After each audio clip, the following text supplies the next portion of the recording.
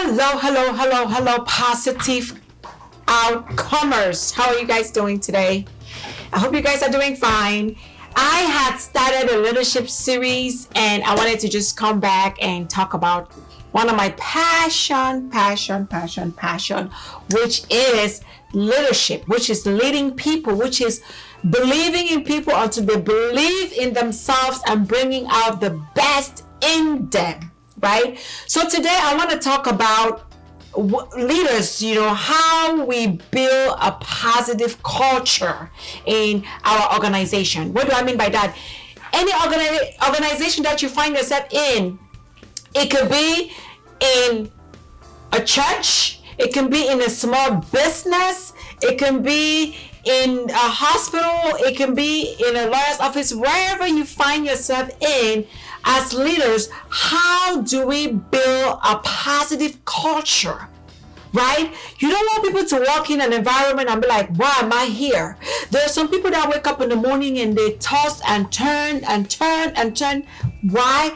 Just because they don't want to go to work, because work is a toxic environment. They don't want to be there. So what we do as leaders is we empower people, right? And we build a positive, strong, engaged team.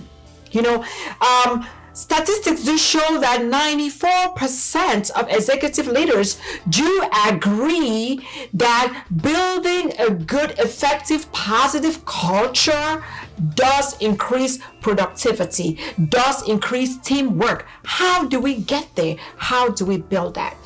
That is what we're going to talk about today, right? The first thing we want to talk about when it comes to building that environment where your team will wake up in the morning and they are excited and they are looking forward to go to work is to discuss with your team what success look like. Where are we going? How will success feel? How will it get there? How will they benefit from success, right? So you want to really sit down and sometimes as leaders be vulnerable to your team and have a conversation with them and tell them what success look like when we get there. That's number one. Point number two, you want to communicate effectively. Some people go to work and they don't know what they're doing. They're like, nobody told me this. I cannot stand when I go in to consult or to help on an organization and to work with their leadership team. And when I'm doing my survey and some of their team members are telling me, I don't know what I'm doing. As leaders, we need to communicate effectively. We need to set realistic goals, clear expectation, right? So when they wake up in the morning and they walk in the building, they know exactly why I'm here, what is expected of me, clear expectation. Right?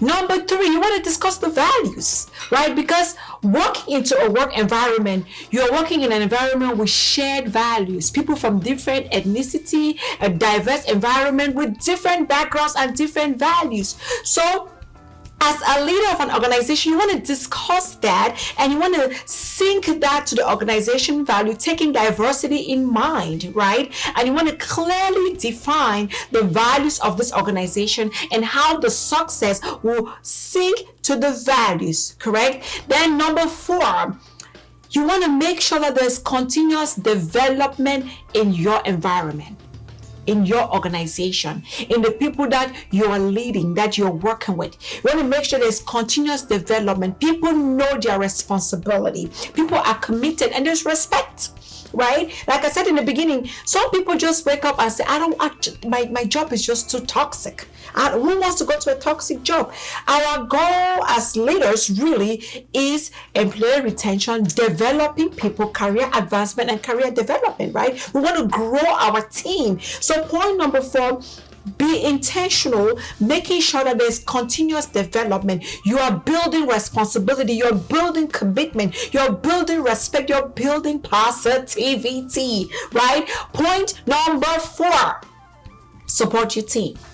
You have to support your team. And when there's a win, when there's a step, let us praise them, right? We don't have to wait all the way until the end of the project and say, good job. No. right?